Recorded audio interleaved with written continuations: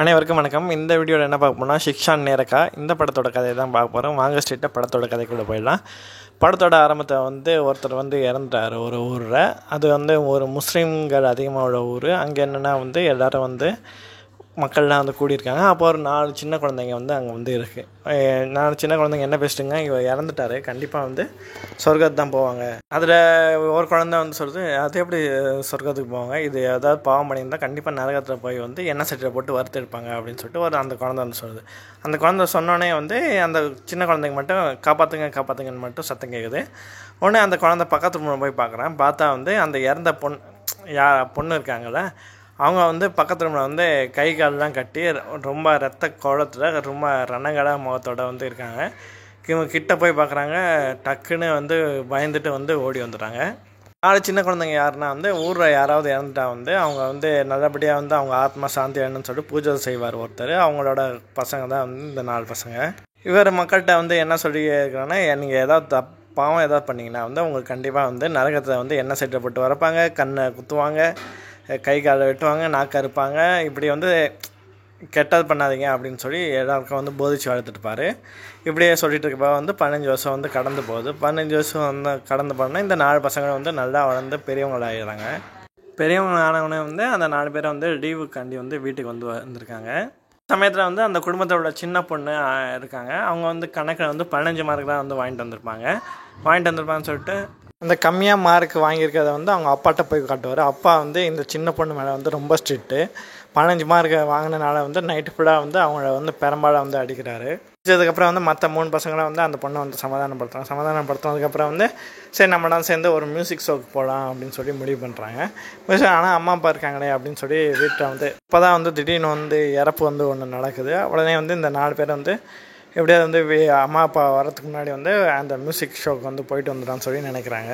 இப்போ அந்த ஊரில் செம்ம புயல் மழை. அப்படியே இவங்க 4 பேர் கொடை எடுத்துகிட்டு நடக்க ஆரம்பிக்கிறது. வர வழியில் 2 பேர் பார்க்குறாங்க. 2 பேர் பார்த்துட்டு சொல்கிறாங்க, இது மாதிரி நீங்கள் 4 பேர் அந்த பக்கம் போகிறாங்க, ஆற்றுல தண்ணி அதிகமாகிட்டுருக்கு, உங்களுக்கு ஏதாவது ஆபத்தாயிரும், அப்புறமா நாளைக்கு காலையில் போய்க்கோங்க அப்படின்னு சொல்கிறாங்க. ஆனால் 4 பேர் அந்த 2 பெரியவங்க பேச்சை கேட்காம ஆற்றுல போகிறாங்க. ஆற்றுல தண்ணி அதிகமாகுது. 4 பேரையும் ஆற்றுல அடிச்சுட்டு போயிடுறாங்க. இவங்க அம்மா அப்பா 2 பேர் வீட்டை பார்க்குறாங்க. வீட்டை பார்த்தா எந்த பசங்களும் இல்லை. உடனே எங்கேன்னு சொல்லி தேட போகிறாங்க. அப்போ 2 பெரியவங்க வீட்டில் சொல்கிறாங்க, இது மாதிரி நாங்கள் 4 பேர் அவங்க 4 பசங்களை இந்த ஆற்று பக்கம் போகிறத பார்த்தோம் அப்படின்னு சொல்கிறாங்க. இவங்க வீட்டில் சாமியை அல்லாவை வேண்டுறாங்க. என்ன பிரச்சனையும் இல்லை. நாள் காலையில் ஊரே அவங்க 4 பேரை தேட ஆரம்பிக்கிறாங்க. அதில் 3 பசங்களோட பாடி கிடச்சிருது. ஒரு 2 பையன் ஒரு பொண்ணு, இவங்களோட பாடி கிடச்சிருது. மொதல் பையன் என்ன பண்ணுவான்னா ஊரில் உள்ள பெரியவங்க வயசானவங்ககிட்டலாம் இன்சூரன்ஸ் போட்டு தரேன்னு கொஞ்சம் கொஞ்சமாக காசை பிடிங்கி அவன் நல்லா சந்தோஷமாக வாழ்ந்துட்டுருப்பான். அவங்களுக்கு இன்சூரன்ஸும் போட மாட்டான், அவங்க காசுலேயே வாழ்ந்துட்டுருப்பான். அதனால் நரகத்தில் அவன் கொண்டு போவான். நரகத்தில் ஒரு கருப்பு ட்ரெஸ் போட்ட ஒரு ஆள் அவனை தூக்கிட்டு போய் அவனோட கண்ணை அப்படியே மிஷினை வச்சு பிடுங்கிட்டு அவனை நாக்கையும் அறுத்துட்டு அப்படியே எண்ணெய் குழம்பு மாதிரி ஒன்று இருக்கும், அதில் தூக்கி போட்டு செத்து வா அப்படின்னு சொல்லிட்டு அனுப்பிச்சி விட்ருவாங்க. உடனே அதில் தூக்கி போட்டு செத்து வரும். 2ஆவது ஒருத்தர் இருப்பான். அவன் என்னன்னா அல்லாவை ஒரு நாளைக்கு 5 தடவை கும்பிடணும். அதில் அவன் கும்பிட்டேன், அதான் கும்பிடலாம் அப்படின்னு சொல்லிட்டு கேமையே விளையாண்டுருப்பான். அதனால் அவன் நாக்கையே அறுத்து அவனையும் எண்ணெய் குழம்புல வாட்டி எடுப்பாங்க.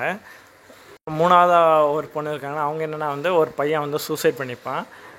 இந்த பொண்ணை லவ் பண்ணி தான் இந்த பையன் சூசைட் பண்ணிப்பான். அதை அந்த பொண்ணு சொல்லாமல் மறைச்சி அந்த பையன் சாவுக்கு காரணமாக இருப்பாங்க. ஆனால் இன்னொரு பொண்ணு எங்கே காணுமேன்னு சொல்லிட்டு இவங்க அம்மா அப்பா தேடிப்பாங்க. அப்போ அவங்களுக்கு நியூஸ் வரும், இவங்க 4ஆவது பொண்ணோட ஹாஸ்பிட்டல் அட்மிட் பண்ணியிருக்கதா நியூஸ் வரும். அப்பா வெறுத்த பொண்ணு மட்டும் உயிரோடு இருக்கா அப்படின்னு சொல்லிட்டு ஊர் மக்கள்லாம் பேச ஆரம்பிப்பாங்க. உடனே அப்பா அந்த சின்ன பொண்ணு வீட்டுக்கு ரூமுக்கு போவாங்க. அங்கே அப்போனா அவங்களோட புக்கில் எழுதி வச்சுருக்காங்க, அந்த சின்ன பொண்ணு அப்பா என்னை அடைச்சாலும் அந்த அடிக்கிறது என்னை இன்னும் ஸ்ட்ராங் ஆகுது, எல்லாமே மாறிடும் ஒரு நாள் அப்படின்னு சொல்லிட்டு அந்த சின்ன பொண்ணு அந்த டைரியில் எழுதி வச்சுருக்கோம். அதெல்லாம் படிப்பார். மற்ற 2 பசங்க ரூமுக்கு அவங்க அம்மா போவாங்க. ஒரு பையன் ரூமில் பார்த்தா பொண்ணுங்க ஃபோட்டோவாக இருக்கும். அது மட்டும் இல்லாமல் ட்ராயரில் காண்டம்லாம் இருக்கும். இன்னொரு பையன் அந்த இன்சூரன்ஸ் கான்செல்லாம் ஏமாற்றி அவன் கேம்பிளிங் சூதாட்டம் விளையாண்டது எல்லாமே டீட்டெயில் இருக்கும். இன்னொரு அந்த பொண்ணு ஃபோட்டோவில் அந்த இறந்த பையனோட பேண்டு அதெல்லாம் வச்சுருப்பா. இதனால தான் வந்து அவங்க நரகத்துக்கு போனாங்க அப்படின்னு சொல்லி தெரிய வருதும். அந்த இறந்த பையன் சூசைட் பண்ணால அந்த பையன் மாதிரியே வந்து அந்த பொண்ணையும் வந்து சூசைட் பண்ணுற மாதிரி வந்து நரகத்தை வந்து ஒரு கற்பூரம் வந்து அவளுக்கு வந்து தண்டனை கொடுக்கும். இந்த 4வது ஒரு பொண்ணு இருக்காங்களே, அந்த பொண்ணு வந்து நரகத்தில் போவாங்க. என்ன இது பிரதர்ஸ்க்கெலாம் வந்து இப்படி தண்டனை நடக்குன்னு சொல்லி பார்ப்பாங்க. அப்போ பார்த்தா வந்து அவங்களுக்கு தண்டனை கொடுக்குறது யாருன்னு பார்த்தா அவங்களோட உருவமே வந்து அவங்களுக்கு வந்து தண்டனை கொடுத்துட்ருக்கோம். இவளோட உருவம் வந்து இவகிட்ட வந்து சொல்லுவாள், நீ இருக்க வேண்டிய இடம் இங்கே இல்லை அப்படின்னு சொல்லிட்டு இவளை அங்கேருந்து தூக்கிட்டு போய் வந்து ஹாஸ்பிட்டல் வந்து உயிரோட வந்து கொண்டாந்து வந்து கொடுத்துரும். இதுக்கப்புறம் வந்து இந்த பொண்ணு வந்து அவங்க அப்பா அம்மாவோட வந்து சந்தோஷமாக வந்து வாழ்வாங்க. இதுதான் இந்த படத்தோட கதை. நன்றி.